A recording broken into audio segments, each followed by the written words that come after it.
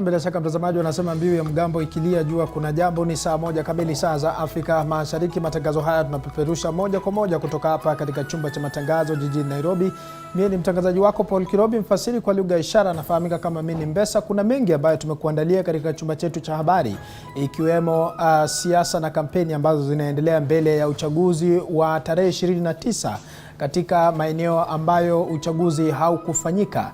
Bila shaka kuanzia sasa nitakuwa nakupasha hadi mwendo wa saa 2 kamili, lakini kwanza kabisa wacha tupate vidokezo.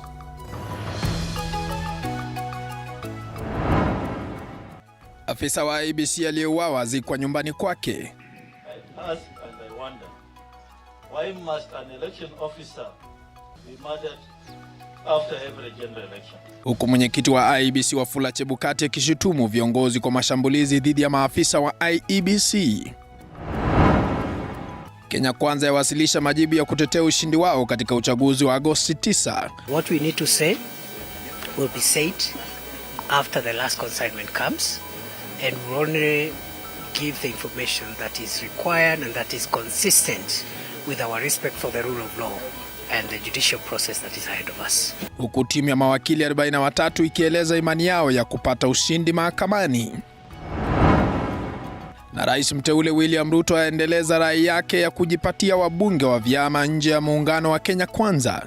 The people of Kenya have already made a decision to get rid of ethnic politics in this election. It is our belief that in the coming election, we will also have politics that are devoid of conflict and violence. Leo akivuna kutoka ngome ya kinara wa ODM Raila Odinga.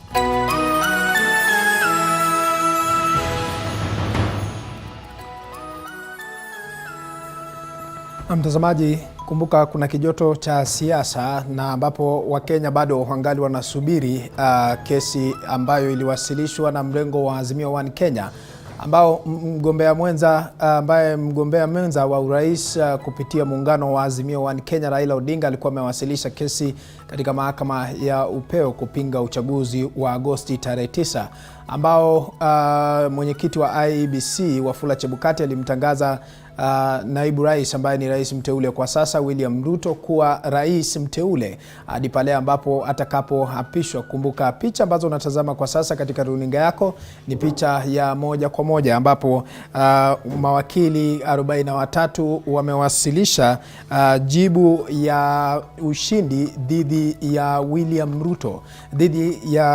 Ruto. Bila shaka mtazamaji, ni picha ambazo unapokea kwa sasa moja kwa moja kutoka katika mahakama ya Upeo. Kumbuka wakili Kithure Kindiki pamoja na mawakili wengine watakuwa wanamwakilisha William Ruto katika kesi dhidi ya ushindi wake katika uchaguzi wa Agosti tarehe 9 uliofanyika.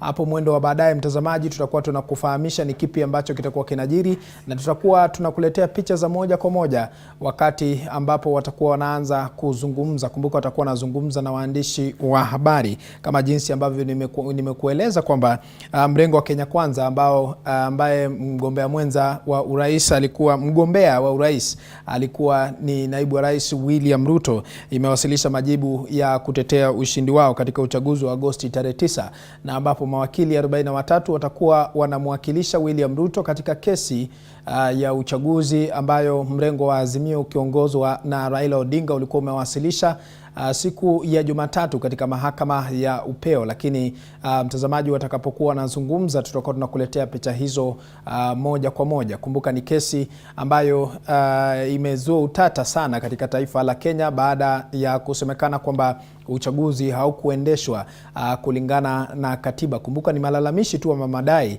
ambayo yalitolewa na kinara wa Azimio la Umoja One Kenya ambaye alikuwa ni mgombea wa urais katika mahakama ya Upeo. Na usisahau kwamba kesi hiyo inafaa kuchukua muda wa siku 14. Hivyo basi hadi kufikia mwezi ujao tarehe 6-5 hapo ndiposa Wakenya wataweza kujua mwelekeo ni upi, na iwapo rais mteule kwa sasa William Ruto ndiye atakuwa rais ambaye anafaa kula kiapo kama rais wa 5 wa Jamhuri ya Kenya. Hivyo basi kumbuka picha hizi ambazo tunakuletea moja kwa moja ni kutoka katika mahakama ya Upeo ambapo mawakili 43 wamewasilisha kesi. Mawakili 43, wacha tusikilize ni kipi ambacho kinaendelea pale. Kuambia watu wa Kenya ya kwamba siku ya leo tumekuwa hapa kama mawakili ambao wanawakilisha rais mteule William Ruto na vile naibu wa rais mteule Rigathi Gachagua kwa sababu ya zile kesi ambazo zimewekwa dhidi ya kutangazwa kwao kuwa washindi. Nataka vile kusema ya kwamba tumekamilisha kutoa majibu yetu kwa hiyo kesi yote ambayo ilikuwa imewekwa kama kesi 8, na siku ya leo tunataka kusema ya kwamba sisi kama Kenya Kwanza na UDA tuko tayari kufika kotini kutoka siku ya Jumatatu ili kudhibitisha ya kwamba uamuzi wa Wakenya ambao ulitangazwa na tume huru ya uchaguzi ambayo ni IEBC, huo uchaguzi na hiyo uamuzi ulikuwa kulingana na sheria na katiba ya Jamhuri ya Kenya. Kwa hivyo siku ya leo ilikuwa kutoa majibu yetu kwa mahakama, na hiyo shughuli imechukua masaa mingi kwa sababu pia kulikuwa na kesi karibu 9 ambazo zilikuwa zimewakilishwa. Niseme ya kwamba leo sio siku ya kuongea mambo ya siasa ama kampeni, kwa sababu sisi tunaamini ya kwamba kazi ya mahakama lazima ifanywe kulingana na utaratibu wa kisheria na vile tukiheshimu mahakama ambayo mambo haya yote yatazikizwa. Ndiposa umeona hatuja kuja hapa na wafuasi wetu na hatutaki kuongea maneno ya siasa. Tuko hapa kama mawakili ambao tumefanya kazi ili kuleta majibu ambayo tumewakilisha leo. Ladies and gentlemen, I want to confirm that we are here representing a larger team of advocates who have been working in filing the defense on all the petitions that have been filed against the declaration of William Ruto as President-elect of the Republic of Kenya and Rigathi Gachagua as the Deputy President-elect. We believe that none of those petitions raises anything substantial. However, we have taken our time to read every bit of those petitions, and we believe that we have a very strong and solid defense for each and every of those petitions. We want to assure our supporters to remain calm. We also want to clarify to our supporters and generally to the people of Kenya that we do not think as Kenya Kwanza that this is a political process. That is not our position. Our position is that this is purely a judicial process. That explains why we have come here just as lawyers and professionals. We have not brought our supporters, neither do we intend to litigate our case in the public court. So we will not comment on the merits of the case. All what we can say is that we have a very strong defense, and we look forward to demonstrating that William Ruto and Rigathi Gachagua were validly elected as declared by IEBC on 15th of August 2022. We will not be taking any questions after this short address. I'll just ask 2 of my colleagues to say something for a minute each, and then we meet in court. We meet in court Monday, Tuesday for the pre-trial, and by next week this thing will be behind us. Thank you very much, and thank you for your patience. You've been here receiving documents in installments because there were many petitions, and that process has ended very very smoothly. Thank you very much. I now allow Gladys Sholei to say a word, and then Professor Kibuda Kibwana, who is one of the senior members of our legal team, to say a word, and then we end it there. Welcome, Gladys. Mine is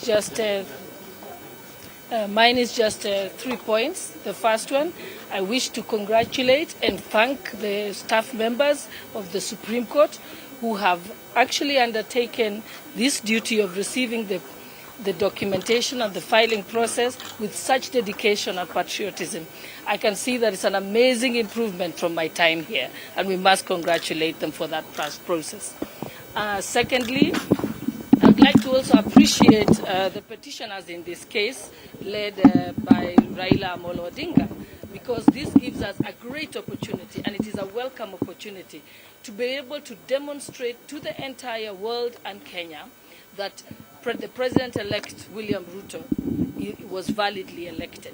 Without this process, people would have doubts lingering in their minds. So this is a great opportunity which we do not take for granted. This is how our jurisprudence will be built. And lastly, I think on behalf of the President-elect, who's also our client now, is to thank all the young people, the volunteer lawyer hustlers who worked. I watched them work day and night to ensure that the documentation was actually put in place. They're amazing people. It just tells you Kenya has great young people with a lot of potential. We thank them. Thank you. Thank you, Professor Kibwana.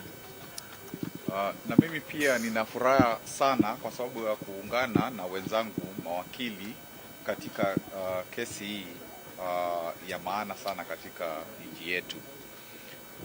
Sisi tumesema kwamba hatutaki kuleta siasa katika kesi, na ndio hatuzungumzi mambo ya hii kesi itaenda hivi ama vile kwa sasa, na mambo yale yako katika petitions, makaratasi yetu, kwa sababu tunaamini mahakama kuu ina uwezo wa kuamua kesi na watafanya hivyo kulingana na sheria, na najua mwisho kwamba ukweli hauachi njia, na ukweli utadhihirika, na jinsi wa Kenya walipiga kura watafurahi kwa sababu tutapata kuona kwamba walipiga kura vizuri. Asanteni. Thank you. God bless you.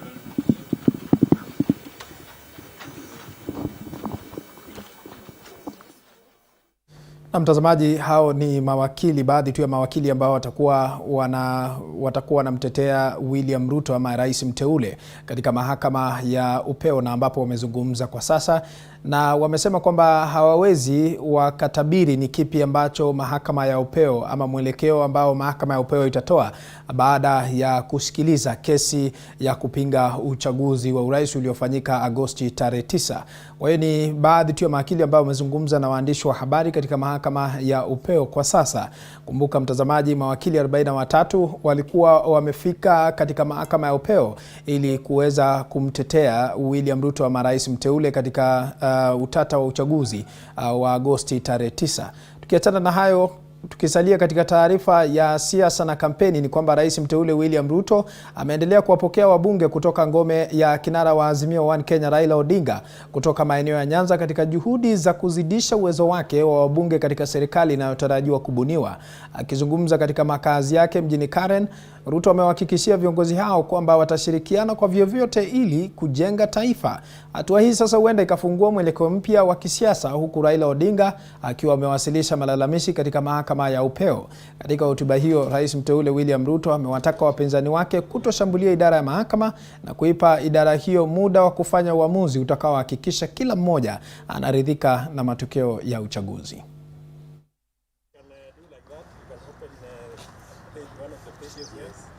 There is no need, there is no reason why anybody would want to lecture the judiciary on what to do.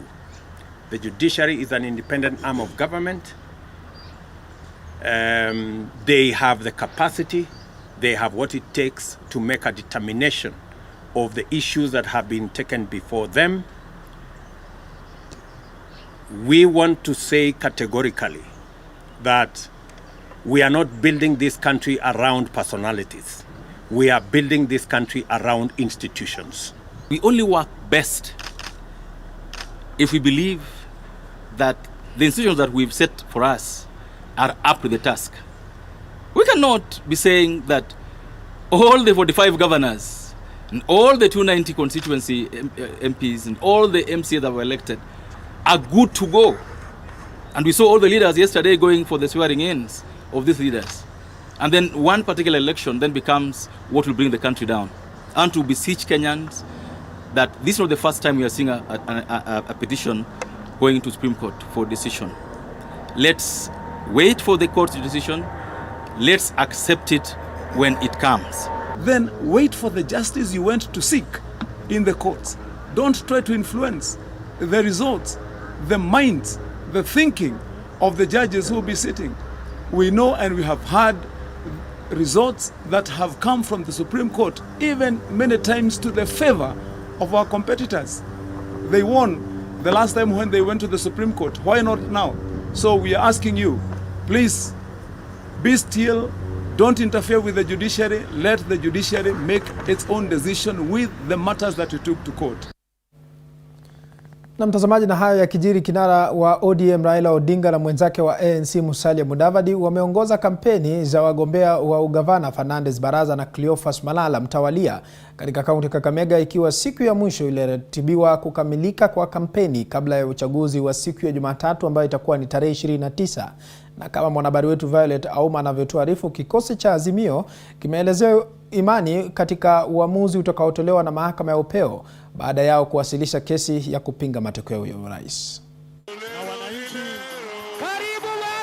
Kaunti ya Kakamega hii leo ilishuhudia shughuli nyingi za kisiasa, ambapo vigogo wa mrengo wa Azimio One Kenya wakiongozwa na Raila Odinga na wale wa Kenya Kwanza wakiongozwa na Musalia Mudavadi walifanya mikutano ya hadhara kupigia debe wagombea wa ugavana katika miungano yao. Gavana wa Kakamega ni nani?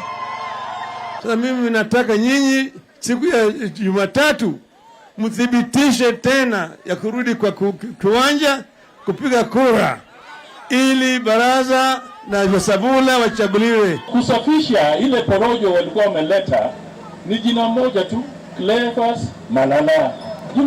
Odinga na kikosi chake walifanya mikutano ya hadhara eneo bunge la Huisero, Matungu, Lugari na baadaye mjini Kakamega kwa rai wakaazi kupigia kura Fernandez Baraza na mgombea mwenza Ayub Savula, wakiwataja kuwa viongozi wenye tajriba. Tumeona kule Busia tumedefend. Na nini hii tumedefend. Na nyinyi mtatupatia defense. Mtapatia baraza. Tuko na watoto 47. Jana tumefungua shule ya ugatuzi, watoto 45 wameripoti. Lakini kuna watoto 2 hawakuripoti kwa shule. Na hawa watoto, mmoja anaitwa Nasi kutoka kule Mombasa. Mwingine anaitwa Fernandez Baraza kutoka hapa Kakamega. Tukuchagua pia Baraza kwa makosa. Tulijua ni kwa nini. Mkiwacha pesa zenu zitakazokuja mamilioni ya pesa ingia kwa mikono ya wakora. Hiyo ni shauri yenu. Mimi sitakuwa kwa serikali. Nilifanya kazi au tukufanya. Kikosi hicho cha Azimio One Kenya kimeelezea imani ya kuibuka washindi katika kesi waliowasilisha kupinga matokeo ya urais. And the elephant in the room in Kenya is what is called corruption. Ufisadi. Ufisadi ndio mpaka tumalize. Wafisadi wanaiba mpaka kura. Tumesema tunataka mahakama ikague kura ile vile iko, iamue ya kwamba sisi ndio tulishinda na tuapishwe. Sisi tumemwambia tutaki kusumbua watu wetu wakikurudi kwa debe. Ahesabu tu ile kura mlipiga kabla wale wakora wabadilishe, si ndio? Aidha, wameshinikiza kukamatwa kwa mwenyekiti wa tume huru ya uratibu wa mipaka na uchaguzi IEBC Wafula Chebukati kwa kuendesha uchaguzi wa Agosti 9 visivyo. Hivi mimi nasema watu kama hawa wanatakana wasiwe tunaenda kusimamia uchaguzi. Hao wachukuliwe wapelekwe jela.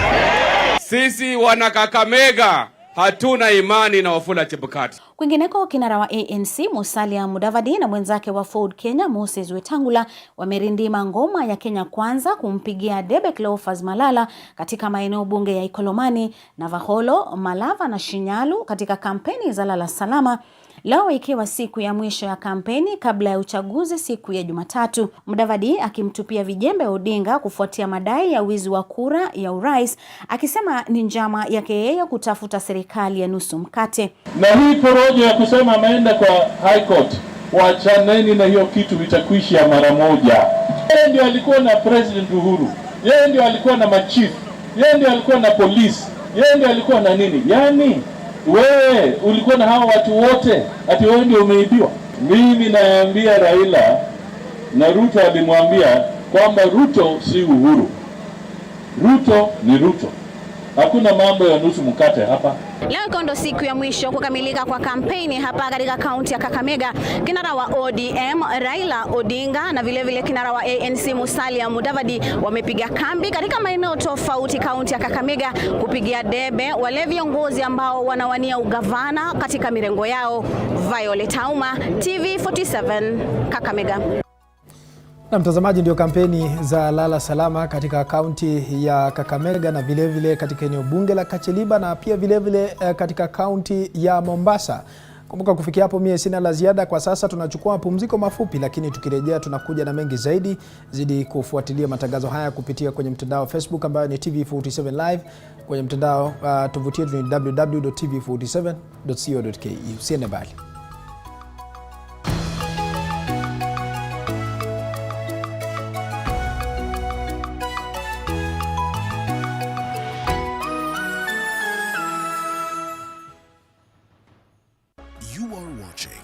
TV47, the home of untold stories.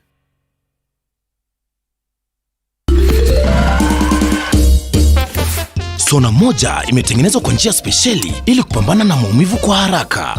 Sona moja ina aspirin kama kiungo. Sona moja, kitulizo kamili. Maumivu yakizidi, pata ushauri wa daktari.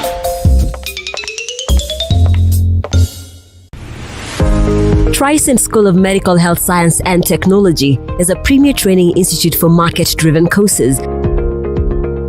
With state-of-the-art facilities, competent and dedicated members of staff, and linkages with the medical industry, you are assured of a bright future when you study with us.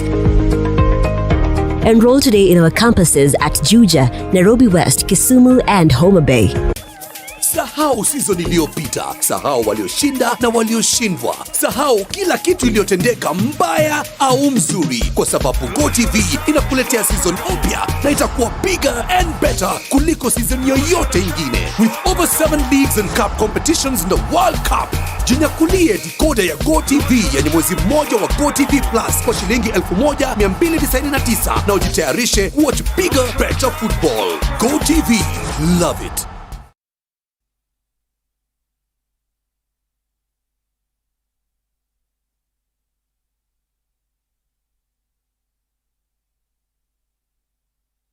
You are watching TV47, the home of untold stories.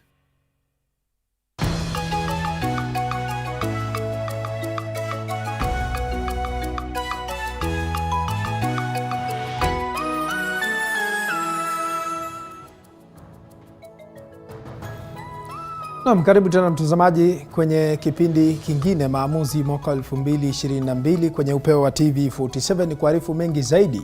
Kampeni za kisiasa zimekamilika rasmi katika kaunti ya Mombasa leo, ikiwa ni siku ya mwisho iliyotengwa na tume ya uchaguzi na mipaka nchini IEBC kwa wanasiasa kuendeleza kampeni zao. Wanasiasa wababe katika mirengo mikuu ya Kenya Kwanza na Azimio la Umoja wakifika Mombasa kuwarai wapiga kura kuwapigia wagombea hao kura katika uchaguzi wa ugavana utakaofanyika Jumatatu wiki ijayo. Mwanahabari wetu Patronila Goren na taarifa kamili.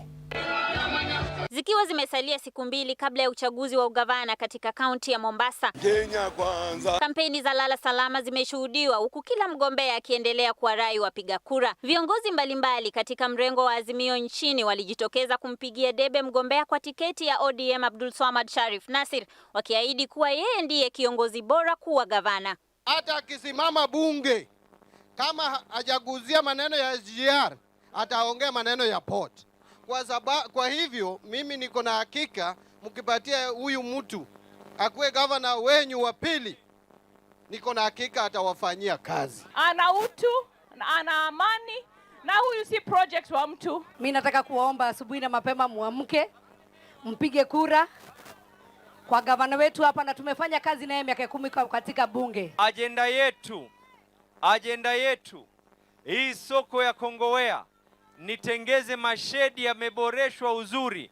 Leo wamechelewesha, lakini hawatazuia, nitatengeza hizi shedi. Wakati huo muungano wa Kenya Kwanza ukiongozwa na aliyekuwa gavana wa Kwale Salim Mvurya pia wamempigia debe mgombea wa UDA Hassan Omar, wakiwaahidi wakazi wa Mombasa kuwa watatatua maswala yanayowakumba ikiwemo swala la ardhi na operesheni za bandari. Katika mji huu kuwe na gavana ambaye pia atakuwa ndani ya serikali, na gavana huyo habahatishwi. Ama nyinyi mnabahatisha? Gavana huyo tunamjua na tuko na track record yake. Amefanya kazi vizuri, ametetea wananchi, na ni huyu Hassan Omar Sarai. Tunataka gavana ambaye atasimama imara na ahusishe kabila yote, jamii yote hapa Mombasa County, ili kila mmoja wenyu ajihisi kama mwana Mombasa, apewe kazi, apewe heshima, biashara yake ilindwe na watu waweze kulea watoto wao katika mazingara mazuri. Na mimi nawapa ahadi yangu, I will serve everybody equally, wale watakaotupigia na wale ambao hawatotupigia.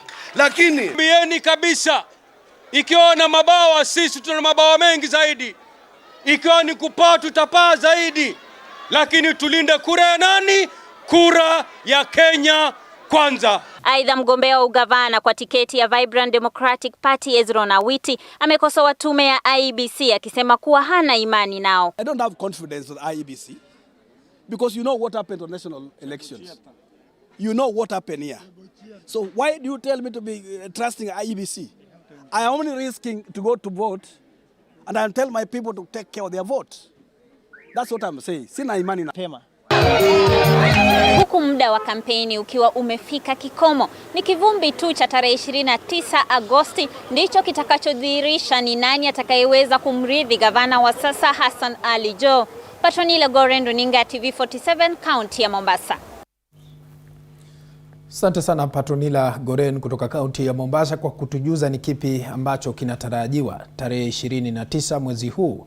Kwingineko ni kwamba mrengo wa Kenya Kwanza ukiongozwa na mgombea mwenza Rigathi Gachagua umeendeleza kampeni zao katika eneo bunge la Kacheliba katika kaunti ya West Pokot, ambako uchaguzi unatarajiwa kufanyika tarehe 29 mwezi huu. Gachagua pamoja na viongozi wengine wamesisitiza haja ya wakazi kumpigia kura mgombea wa kiti cha UDA.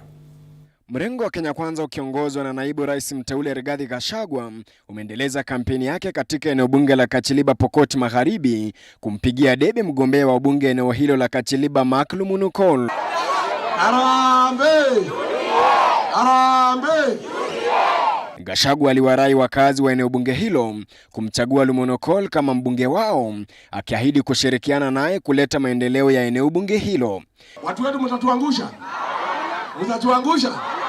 Naomba na heshima na nyenyekea, tafadhali watu wetu, mnichagulie huyu kijana. Mtanichagulia huyu kijana?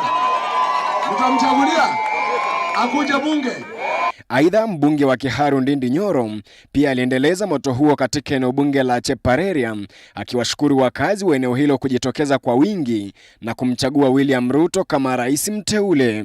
Kazi wetu amesema tu wapee shukurani kwa sababu tarehe 9 mwezi wa 8 last week but tu hivi simulipiga kura bwana, mukaweka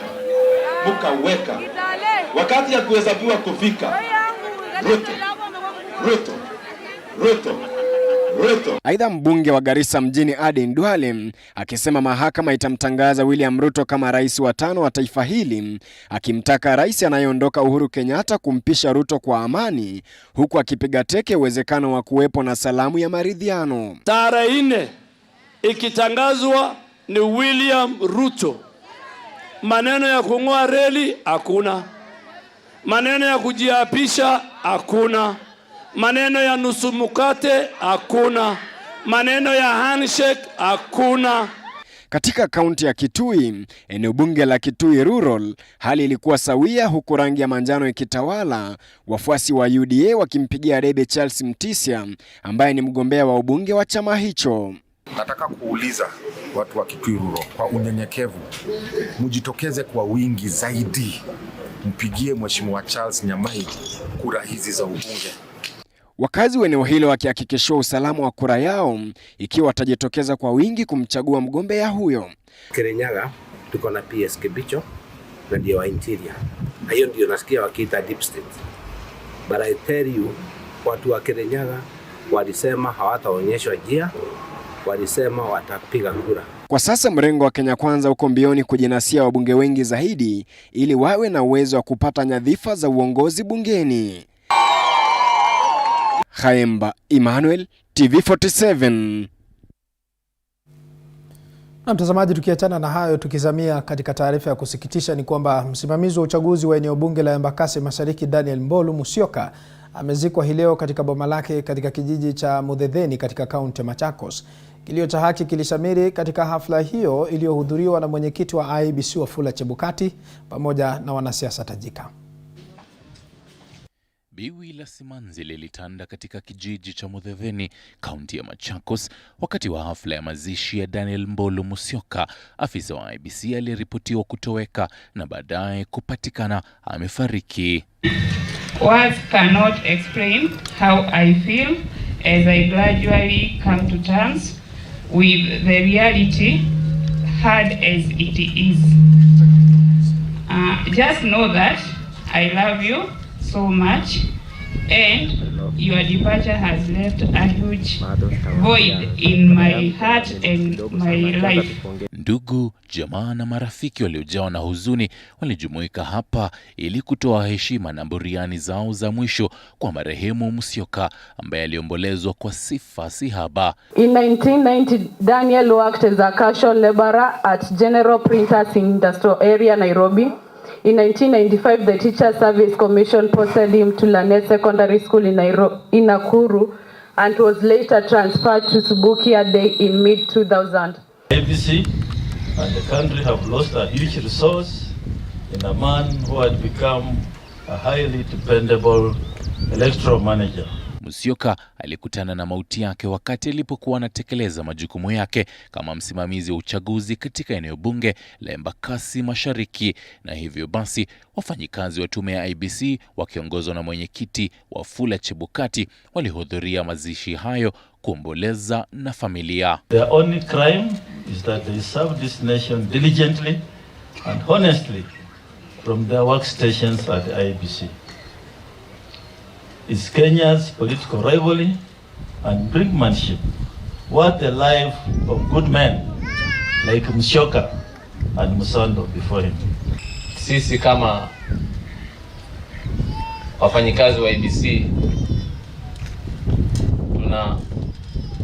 tumekuja hapa kuomboleza nao na kuomboleza na marafiki na jamaa na watu wote ambao wamekuja katika mazishi haya. Kwa kweli Mwenyezi Mungu ndio mkubwa wa mipango yote, na Mwenyezi Mungu asimami na wale watu ambao ni madhalimu, wale watu ambao wanadhulumu wengine.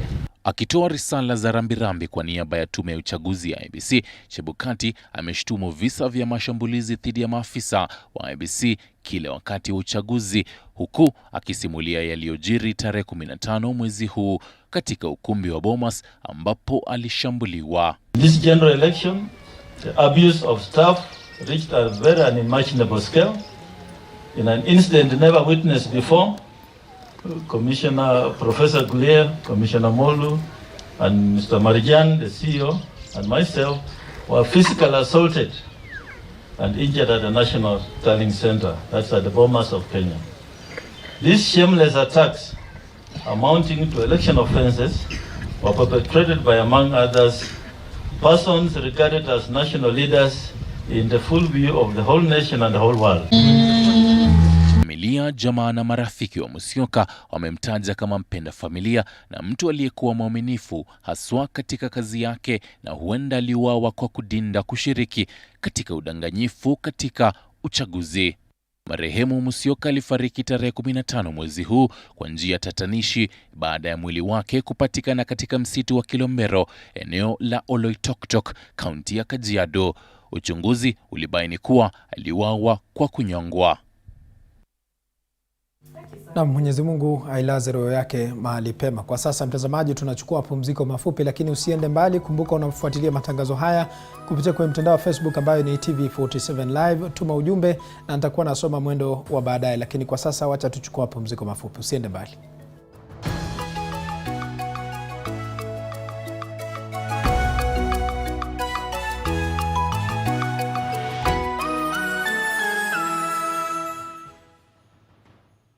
You are watching TV47, the home of untold stories. Kasarani Sportsview Hotel is a state-of-the-art hotel located along Isipa Road off the modern Thika Superhighway. Enjoy well-equipped comfortable halls and boardrooms accommodating up to 1,000 people. We have elegant, spacious and well-appointed rooms with several types to choose from to meet your needs. Feast on well-marinated nyama choma at the Nyama Choma Ranch and a variety of other a la carte and buffet options. Our health club consists of the gym, steam bath, sauna, aerobics and swimming. Kids' activities include a bouncing castle, train, swings, trampolines, among others. Bring to life the event of your dreams at our beautiful events gardens with a capacity of up to 3,000 people. For more information, call us on 0111024700. The new Kasarani Sportsview Hotel. Country tranquility in the city.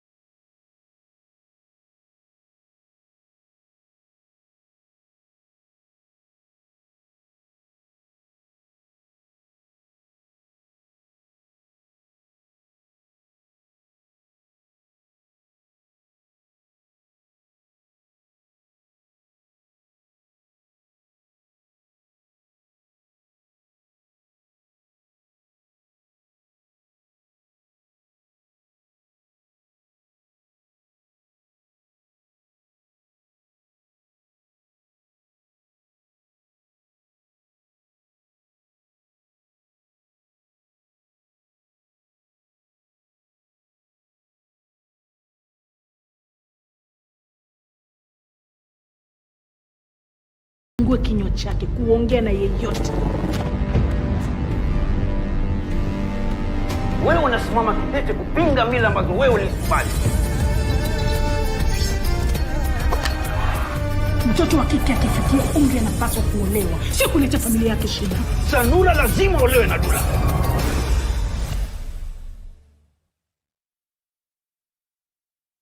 You are watching TV47, the home of untold stories.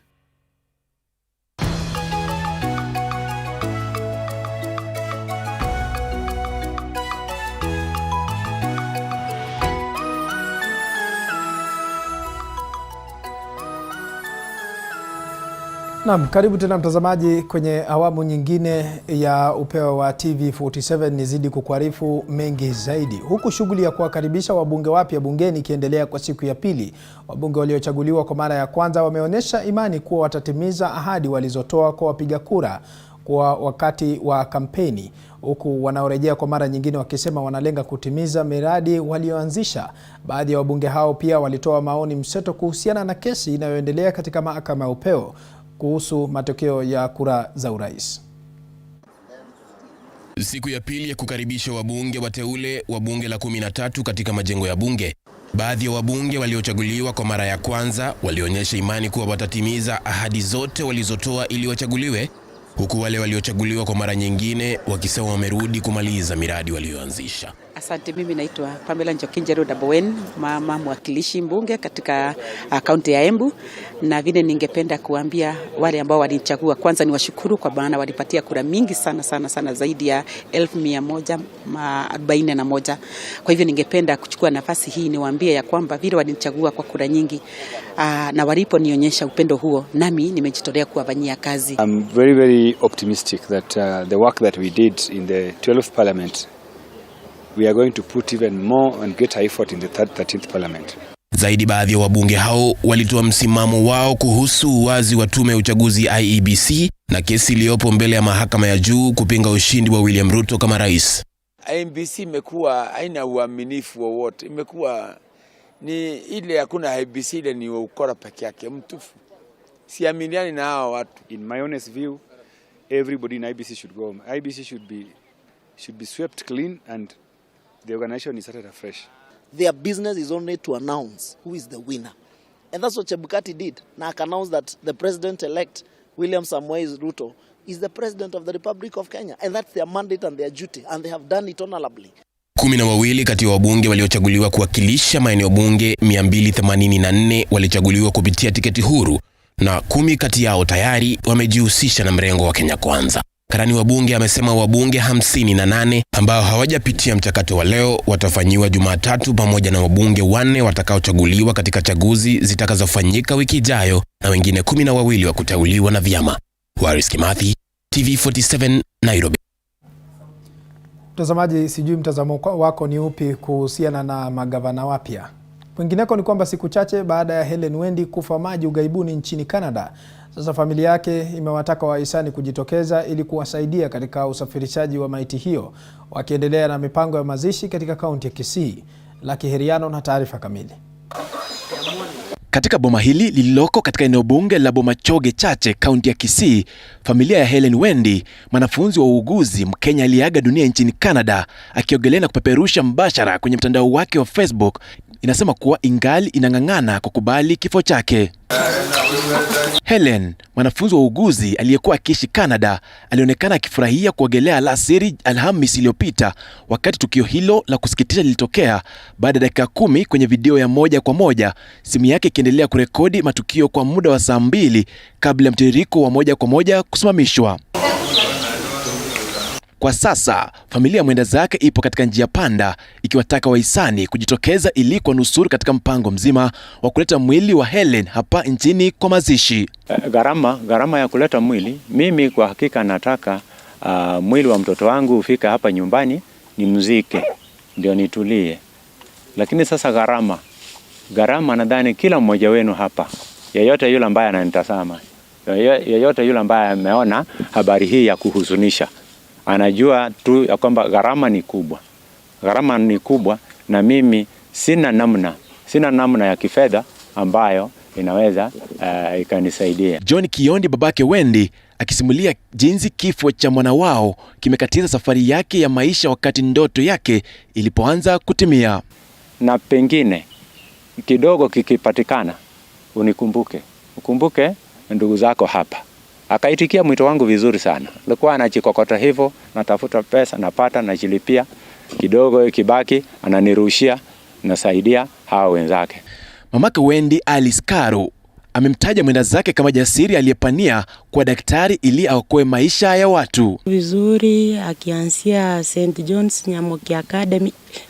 Sasa chenye ninamkumbuka sana, akiwa Itielio Girls, alikuwa anapenda kupeana damu. Hapo tutasema aje? Blood donor. Alikuwa ana donate blood sana.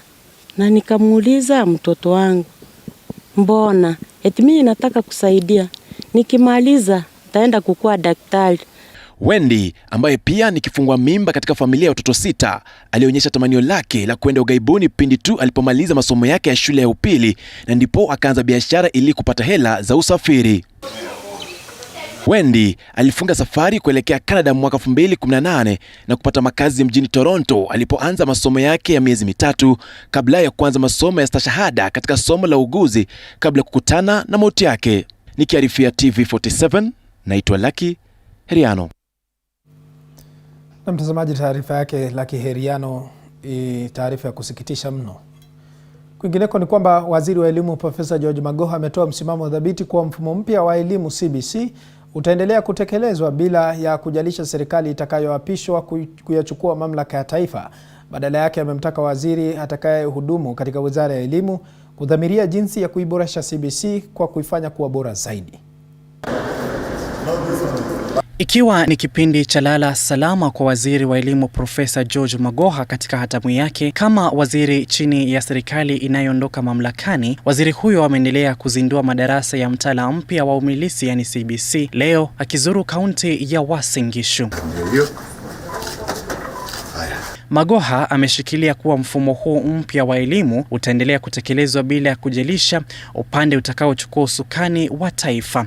With 10 million children under CBC, no government is even going to consider removing CBC. They will basically just try to improve it by trying to make it better in certain aspects. Kauli ya Magoha ikijiri huku kukiwa na madai kwamba huenda akasalia kama waziri wa elimu katika serikali ya rais mteule William Ruto.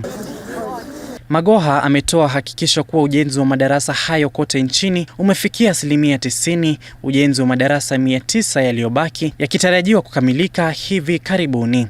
Areas like Central Region have completed 100% and quite a number of counties now have reached 100%. About 30 or so counties have reached 100%.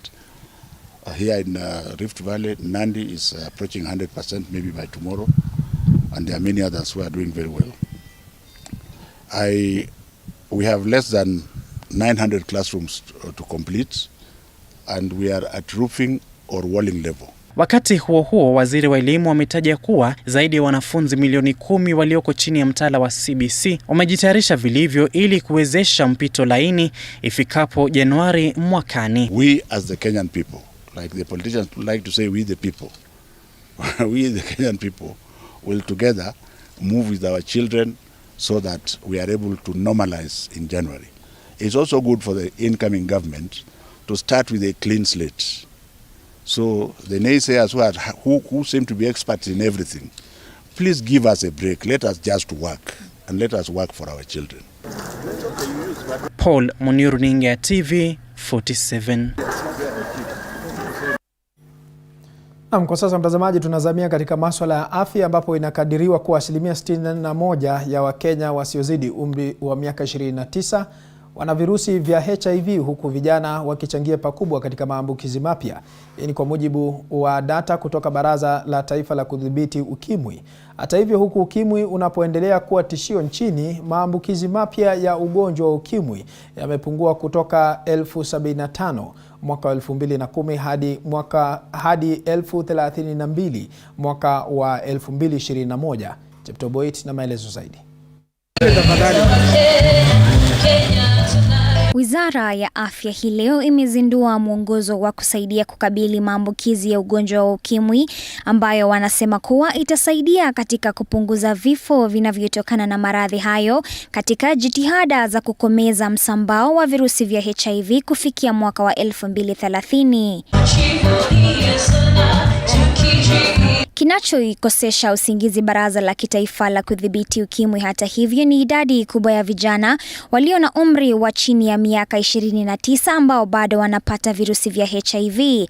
Katika ripoti ya hivi punde, 61% ya Wakenya wasiozidi umri wa 29 wanaishi na virusi vya HIV. Like for example, if you take the aspect of testing, we are moving from 2-tier testing to 3-tier testing, which is going to eliminate the false positives. For a long time, people living with HIV have been on a drug called cotrimoxazole for the rest of their lives. That has changed. Now we are going to be able to have stratified administration of that medicine. Because a country that is successful in ending HIV infections, then it starts by also making sure the young people do not get HIV. And it's interesting because when you look at other countries, we don't see that dynamics, especially from the developed world. We don't see many young people getting HIV, so that is a cause of concern for this country. We are not transitioning knowledge very well from one generation to the other. You must remember, like a teenager, a 12-year-old or a 13-year-old or a 16-year-old, this is all new. They don't know anything. And we need at community level, at family level, to make sure that this knowledge is available and to build values that enable our young people to live without HIV. Kwa mujibu wa Wizara ya Afya, maambukizi mapya ya ugonjwa wa ukimwi yamepungua kutoka 75,000 mwaka wa 2010 hadi 32,000 mwaka wa 2021, huku maambukizi ya mama hadi mtoto kupungua kutoka 13.9% hadi 8.21%. Hata hivyo, mimba za mapema na maambukizi ya virusi vya ukimwi vinaendelea kuwa tishio nchini. The latest recommendations that the Director of Health just outlined here to update the guideline, and again with one thing in mind, patient-centered, so improving diagnosis, improving treatment, and integrating the fight against HIV/AIDS with other diseases such as non-communicable diseases. You know, we have tremendous successes we have made, and we need to sustain those gains. And also, we have not achieved epidemic control across every county, right? So we do need to be very focused and targeted on our services going forward. Inakadiriwa kwamba watu 4 kati ya 10 ulimwenguni hawajagunduliwa kuwa na virusi vya ukimwi, huku watu milioni 1.2 wakipata matibabu dhidi ya ugonjwa huo. Chepto Boit, runinga ya TV47, Nairobi.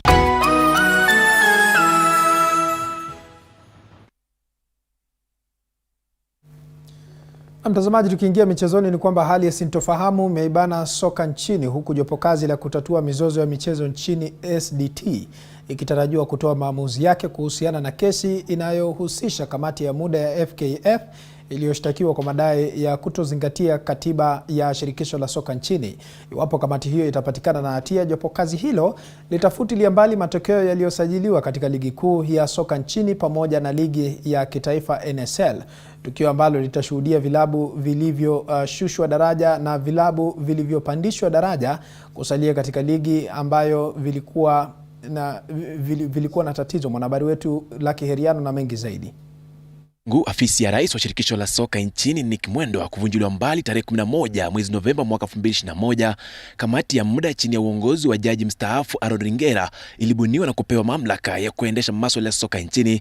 Hata hivyo, kwa malalamishi ya vilabu vingi vya soka nchini ambavyo sasa vinazozana na kamati hiyo kwa kile wanachodai ni matumizi mabaya ya afisi hiyo, baadhi ya vilabu vya soka nchini awali mwezi Mei mwaka huu viliwasilisha kesi katika jopo kazi la kutatua mizozo ya michezo nchini SDT dhidi ya kamati hiyo ya muda, vikidai kwa kamati hiyo haikuzingatiwa kanuni za sheria za shirikisho la soka FKF kwa kuendesha masuala ya soka nchini. Jopo kazi hilo la kutatua mizozo ya michezo nchini SDT hata hivyo lingali kutoa maamuzi yake kuhusiana na kesi hiyo, ila limesalia kidete na kudai kuwa kamati hiyo haikuzingatia katiba ilipokosa kuipa kipaumbele mahakama iliyokuwa tayari imebuniwa kusuluhisha mizozo ya masuala ya soka nchini na kubuni mahakama yake. Afisa mkuu mtendaji wa Gor Mahia Lodovic Aduda adai kwamba SDT inapaswa kutoa maamuzi dhidi ya kamati hiyo na kuiadhibu, kwani ilikosa kuafikia makubaliano kati yake na maafisa wa shirikisho la soka nchini pamoja na shirikisho la soka duniani FIFA ili kusuluhisha tukio hilo. Prime reason for this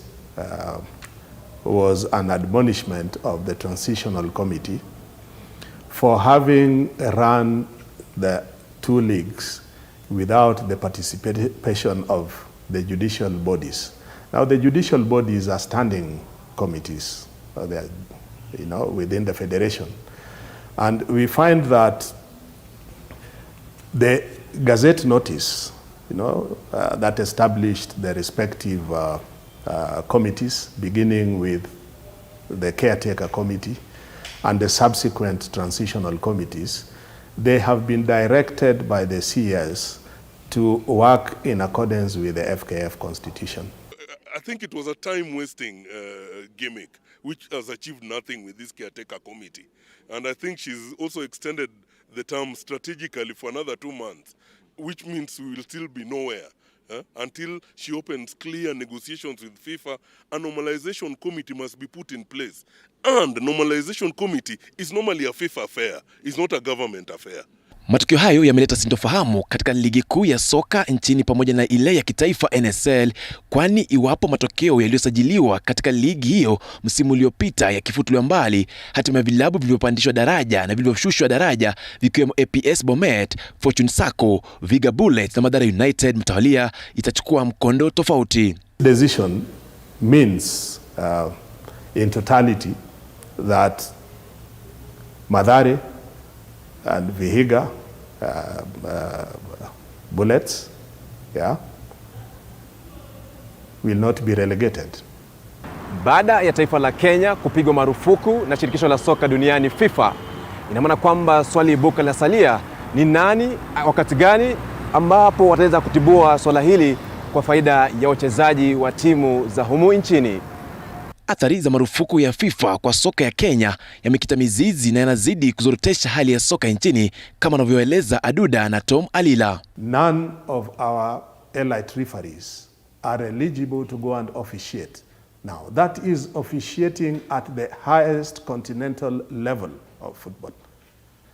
Besides being prestigious to have got an opportunity to officiate at that level, of course, these referees are now professionals. They earn from such kind of appointments, which during this time and probably in the future, they are going to lose the opportunity to, continue earning.